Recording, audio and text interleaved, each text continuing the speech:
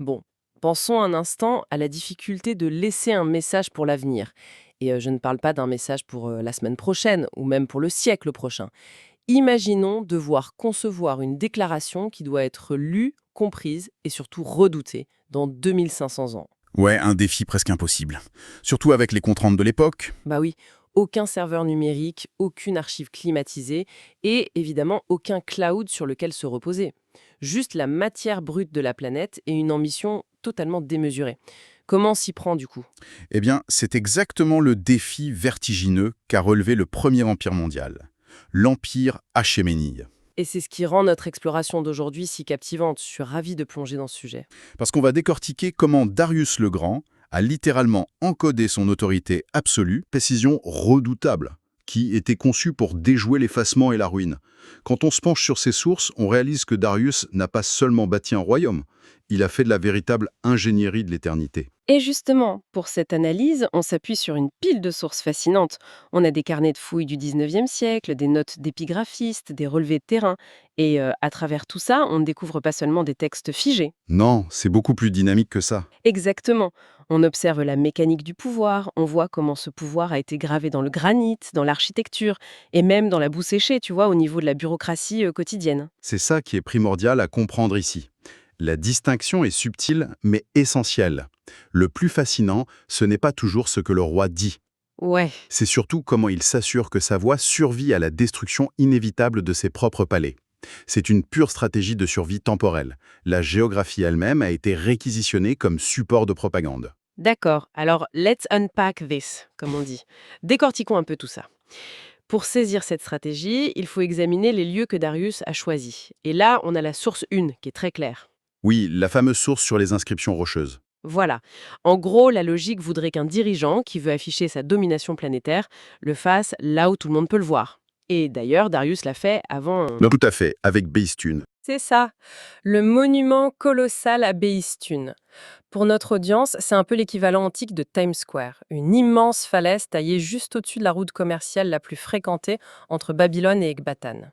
Toutes les caravanes et les armées passaient devant. Le panneau d'affichage parfait, quoi. Sauf que, et c'est là que ça devient dingue, la source 1 nous révèle un autre site, radicalement opposé, le sanctuaire de Ganj Nameh sur le mont Alvan. À Ganjnameh, le contraste est total avec Beistune. Autant l'un est un lieu de transit humain, autant l'autre est une forteresse naturelle, presque secrète en fait. Secrète, c'est le mot. Quand on lit les notes des explorateurs du 19e siècle qui s'y sont aventurés, ils décrivent une véritable épreuve physique pour y parvenir. C'est pas une simple balade du dimanche. Ah ben non, pas du tout. On quitte la plaine d'Hamadan, on s'engage dans cette vallée, la vallée d'Abbasabad. Et au début, c'est trompeur. C'est une petite oasis sympa, avec des vergers. Et très vite, ça se corse. Oui, la géographie devient féroce. Le récit donne des frissons. La roche devient abrupte, agressive. Le chemin se resserre autour d'un torrent furieux. Et tout au bout, on tombe sur une cascade grondante qui dévale d'une pyramide de granit massif. C'est là, au milieu de ce vacarme infernal de l'eau, et dans une solitude absolue, qu'apparaît l'empreinte de l'Empire. Deux immenses panneaux taillés à même la montagne. Darius à gauche, Xerxès à droite. Et attention, ce ne sont pas de petites plaques commémoratives. Chaque panneau fait presque 3 mètres de large sur 2 mètres de haut. Attends, il y a un détail logistique dans les sources qui m'a laissé sans voix. Ces gigantesques tablettes sont encastrées de 20 à 25 centimètres profondément à l'intérieur du roc. Ouais, c'est un effort colossal. Mais carrément, pensons à la logistique, on parle d'artisans suspendus dans le vide ou sur des échafaudages en bois super fragiles, au milieu d'une gorge humide, à forger le granit à la main pour évider un demi-mètre cube de roche pure. Pourquoi faire un truc pareil? Cet encastrement, c'est tout sauf un détail technique. C'est une vraie déclaration d'intention. C'est-à-dire? En creusant si profondément, Darius s'assure que la montagne et le message font corps. Il ne pose pas une plaque sur le roc, tu vois. Il blesse la montagne pour y loger sa parole. C'est très poétique et très brutal en même temps. D'ailleurs, les explorateurs ont remarqué d'autres immenses carrés lissés sur les parois adjacentes, préparés avec le même soin, mais laissés éternellement vierges. L'administration de l'éternité interrompue en plein vol. C'est fou, ça donne un côté fantomatique à l'endroit. Totalement. L'impact psychologique était tel que, des siècles plus tard, les populations locales refusaient de croire que c'était l'œuvre d'humains ordinaires. Ah oui, la fameuse légende du cimetière d'Ali, comme quoi seul un coup d'épée mythique aurait pu trancher la montagne comme ça. Voilà. Preuve que l'effet recherché a fonctionné. Mais quand on s'approche du texte trilingue, le chaos naturel fait place à un ordre mathématique glaçant. 20 lignes par colonne, couronnées par Ahura Mazda, le dieu suprême. Et le texte commence fort. Ahura Mazda a créé la terre, le ciel, l'humanité et un quatrième élément, un don spécifique pour l'homme. Et ce quatrième élément, c'est là que ça devient un vrai champ de bataille intellectuel. Le fameux mot vieux perse Chiati. C'est ça. Au XIXe siècle, les philologues se sont écharpés là-dessus. D'ailleurs, petite parenthèse pour ceux qui nous écoutent, un philologue, c'est un peu un détective de l'histoire des mots. Ouais, il fouille les racines anciennes pour comprendre la pensée d'une époque. Exactement. Et là, il bute sur Chiati. Quel est ce cadeau ultime des dieux? Christian Lassen y voit la fortune, le hasard chanceux. Spiegel, lui, traduit ça par le bien-être matériel. Et puis t'as Julius Oppert qui a toujours un regard très aiguisé sur les structures de pouvoir. Pour lui, c'est la supériorité, le droit de dominer. Et de l'autre côté, George Rawlinson part dans une direction hyper spirituelle avec le bonheur pur. C'est fascinant, parce que ça change tout. Est-ce que Darius promet la richesse, la domination brute ou la paix intérieure?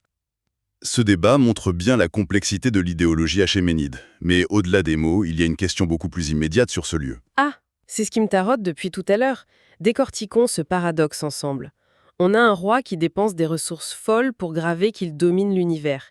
Et au lieu de l'afficher en plein centre-ville, il le cache au fond d'une gorge où il n'y a que des fauves et des aigles. C'est contre-intuitif, c'est clair. Mais c'est absurde. C'est comme s'offrir le plus grand panneau publicitaire lumineux du monde et aller le planter au beau milieu du désert du Sahara. À quoi sert une propagande si personne ne la lit? En fait, cette anomalie n'existe que si on applique nos critères modernes. Tu sais, aujourd'hui, on mesure la valeur d'un message à son reach, à son audience humaine. Le fameux taux d'engagement. C'est ça. Mais ici, la démarche de Darius, c'est un rejet absolu des mortels. Il se désintéresse complètement de la cour fastueuse de Persépolis pour ce message précis. Le vacarme de la cascade, l'isolement de la montagne, c'est ça le véritable public. D'accord, donc le silence des hommes était le but recherché. Précisément. Le message s'adressait au cosmos, au temps profond. C'est l'alliance entre l'eau qui coule perpétuellement et le granit qui ne s'effrite jamais. Une véritable archive géologique. Je vois. L'idée est vertigineuse, concevoir le pouvoir sur une échelle de temps géologique. Mais soyons pragmatiques 2 secondes. Allons-y. Un empire qui s'étend de Égypte à l'Indus, ça ne s'administre pas en parlant aux oiseaux sur une falaise. C'est sûr. Il faut collecter les impôts, mater les rébellions. Comment ce pouvoir cosmique atterrit dans le quotidien d'un scribe selon la source 2? C'est là qu'intervient ce que la source décrit comme les 3 échelles de l'autorité. D'accord. Le sommet, on vient de le voir, c'est le message éternel. La montagne. Ensuite, on descend au 2e niveau, le théâtre du pouvoir. C'est l'incarnation physique de l'Empire pour les humains, l'architecture et surtout Persépolis. Persépolis. Les archives décrivent une manipulation psychologique de l'espace qui est dingue. Par exemple, les escaliers. On pense qu'un escalier, c'est juste fait pour monter. Ah, chez les Achéménides. Non, voilà. Leurs escaliers avaient des marges volontairement très larges et super peu profondes. Ça créait un escalier psychologique. Il était physiquement impossible de courir ou d'avoir une posture agressive. L'émissaire étranger devait adopter une marche lente, presque révérencieuse. L'architecture soumet le corps avant même d'avoir vu le roi. La maîtrise de l'espace est totale, et ça monte jusqu'au toit. Les plafonds gigantesques reposés sur des colonnes aux bases campaniformes. Campaniforme, oui. Oui, imagine des bases sculptées en forme de grandes cloches inversées. Ce standard visuel a été imposé partout. En Anatolie ou aux confins de la Perse, l'autorité avait la même géométrie. Mais là où l'ingénierie atteint son sommet de pragmatisme, c'est le 3e niveau, l'autorité quotidienne. On quitte le gigantisme pour arriver à un objet de la taille d'un pouce, le seau cylindrique. Et là, faut expliquer comment ça marche, car c'est brillant. Un empire sans papier fonctionne avec de l'argile. Les scribes notaient les décrets sur de l'argile humide et le seau cylindrique, souvent en cristal, portait un motif gravé en négatif. Le fonctionnaire roulait ce cylindre sur l'argile fraîche. Et en roulant, ça imprime une fresque en relief continu. Une fois cuit, le document est scellé. Si on tente de falsifier le texte, on brise l'argile et on détruit l'empreinte. Pour faire une analogie moderne, c'est l'ancêtre de la clé de sécurité cryptographique biométrique. Exactement. Une autorité absolue glissée dans la poche, capable de valider une exécution à des milliers de kilomètres de là. La confiance cryptographique dans la boue séchée. Et cette clé contient toute la matrice idéologique. Le texte est gravé à l'envers, tu vois. Ego sum Darius Rex. Je suis Darius le roi. Pour se lire à l'endroit une fois imprimé. Et la scène visuelle est d'une violence inouïe. Le roi sur son char, écrasant un lion, qui représente le chaos, Ahriman, sous la protection du dieu Ahura Mazda, avec un palmier pour la prospérité. C'est l'ordre cosmique en miniature. Et l'ironie, c'est que ce message parfait a bien failli nous échapper à cause d'un croquis complètement raté au 19e siècle. Ah oui, le drame académique. Oh, c'est génial ça. Grottefin des Lacènes s'arrachait les cheveux sur la théologie perse. Mais il travaillait sur les dessins de George Rawlinson. Et Rawlinson avait oublié de dessiner le palmier, il avait oublié la flèche plantée. Et le pire du pire, Oui, il avait carrément omis le dieu Ahura Mazda au sommet. une catastrophe épigraphique. Les savants essayaient de comprendre un dessin où le dieu et la prospérité avaient été effacés. Ça montre bien la fragilité de la transmission des savoirs, en fait. Heureusement, ils ont corrigé ça, ce qui nous amène à la source 3 sur le code source de cette propagande. Quel est l'ADN idéologique de ce texte ? Les épigraphistes ont isolé 3 piliers fondamentaux. Le premier, le mandat divin. C'est ça. On invoque Ahura Mazda d'abord, et seulement après, la grammaire bascule. Ouais, on passe de celui qui a fait Darius roi à la première personne. Le roi Darius déclare. Le pouvoir est délégué. Le pilier 2, c'est l'accumulation du titre, un vertige sémantique. Achéménide, puis roi, puis grand roi, roi des rois, maître de l'espace. 22 provinces unifiées par, je cite, la peur et le tribut. Et le pilier 3 referme le piège. L'architecture comme propagande. Sur les ruines, on lit qui a fait cet édifice. En gros, si la matière se plie à ma volonté, c'est que les dieux m'approuvent. Et pour maintenir ce pouvoir, il fallait bien une force derrière. C'est là qu'on retrouve le fameux débat autour de cum isto persico populo. Ce fameux peuple perse qui soutient le roi. Rawlinson, en bon bureaucrate britannique, y voyait une bureaucratie d'État. Benfey, une hégémonie abstraite. Mais Oppert et Spiegel étaient beaucoup plus terre-à-terre. Pour eux, c'était l'armée brute. Exactement. Derrière la poésie céleste, c'est la capacité de détruire ses ennemis qui maintient l'Empire. Et d'ailleurs, parlons d'Oppert. Julius Oppert a fait un truc de génie avec l'assyrien cunéiforme. C'était une langue morte, figée dans la pierre. Et pour retrouver la prononciation, il a utilisé l'hébreu. C'est l'essence même de la philologie. Les deux sont des langues sémitiques. L'hébreu étant une langue vivante, a servi de pont cognitif. Oppert a calqué les sons d'une langue vibrante sur des signes muets. C'est de la rétro-ingénierie phonétique sur des millénaires. C'est bluffant. Et c'est grâce à ça qu'on a décrypté l'équation de la prospérité achéménide. Les 3 préceptes. Protéger le peuple perse, ce qui assure une invincibilité totale. Et cette invincibilité garantit la faveur éternelle d'Ahura Mazda. Bon, là, c'est le moment où ça devient vraiment fascinant.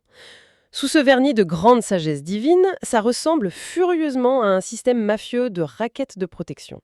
C'est pas faux. Aimez notre dirigeant, payez le tribut, et nos armées ne brûleront pas vos villes. Et si vous êtes en vie, c'est la preuve que les dieux valident.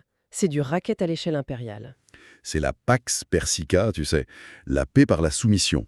On maquille une extorsion brutale en une loi de la nature. On ne se révolte pas contre la gravité, donc on ne se révolte pas contre le roi des rois. Une cosmologie divine, un territoire soumis et des monuments écrasants. Le système est d'une efficacité terrifiante. Mais l'épilogue de cette histoire, c'est un paradoxe poétique. Les toits de cèdre de Persépolis sont finis en cendres, sous Alexandre le Grand. Le théâtre du pouvoir a brûlé, l'autorité des sceaux a disparu avec l'argile. Mais le message éternel dans la roche sauvage, il est resté. Oui, le granit de Ganjnama a tenu promesse. La pierre a survécu à l'Empire. Et grâce au travail acharné des philologues du XIXe siècle, la parole a survécu à la pierre. Ce qui m'amène à une réflexion pour ceux qui nous écoutent. Aujourd'hui, on produit des milliards de données par seconde. On pense tout archiver dans le cloud. Mais si notre civilisation s'effondrait demain, quel serait notre Ganjnama ? Une vraie question. Nos empreintes numériques, même immenses, ont-elles la même ambition d'éternité ? Ou sont-elles infiniment plus fragiles qu'un simple décret de 20 lignes patiemment gravé dans une gorge sauvage ? Gardez cette pensée à l'esprit la prochaine fois que vous cliquerez sur sauvegarder. Le vertige de l'immatérialité face à la roche. C'est une excellente conclusion. C'était un plaisir de plonger là-dedans. Un immense merci pour ton éclairage, c'était passionnant. À très bientôt pour une nouvelle exploration.